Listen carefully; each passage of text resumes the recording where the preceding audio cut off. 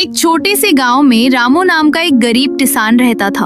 उसके पास बस एक छोटा सा खेत था जिससे बड़ी मुश्किल से उसका और उसकी बूढ़ी माँ का गुजारा होता था। उस साल बारिश बहुत कम हुई, फसल सूख गई और रामू बहुत परेशान हो गया। एक दिन वो उदास होकर जंगल की तरफ चला गया।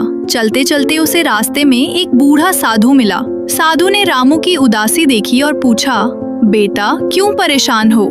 रामू ने अपनी सारी परेशानी बता दी। साधु मुस्कुराया और अपनी झोली से एक छोटा सा चमकता हुआ बीज निकालकर रामू को दिया। उसने कहा, इसे अपने खेत में बो देना, लेकिन याद रखना, इसे लालच से नहीं, विश्वास से सींचना। रामू ने वैसा ही किया। अगले दिन वो रोज उस बीज को पानी देता, उससे बातें करता और उम्मीद रखता। कुछ ही दिनों में वहाँ एक छोटा सा पौधा उगाया। धीरे धीरे वो पौधा एक बड़े पेड़ में बदल गया। लेकिन वो कोई साधारण पेड़ नहीं था। उस पेड़ पर सोने जैसे चमकते फल लगने लगे। रामू हैरान रह गया।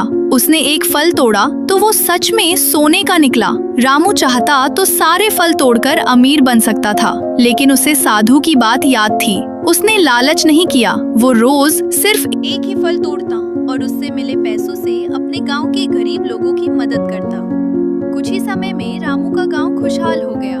गांव वालों ने मिलकर खेतों में पानी की व्यवस्था की, स्कूल बनवाया और सबने मेहनत शुरू कर दी। एक दिन वही साधु फिर से प्रकट हुआ। उसने कहा, रामू, असली जादू इस बीज में नहीं था, असली जादू तुम्हारे दिल की सच्चाई में था। इतना कहकर साधु गायब हो गया। रामू समझ गया, सच्चाई, धैर्य और बिना लालच के किया गया काम ही असली जादू होता है।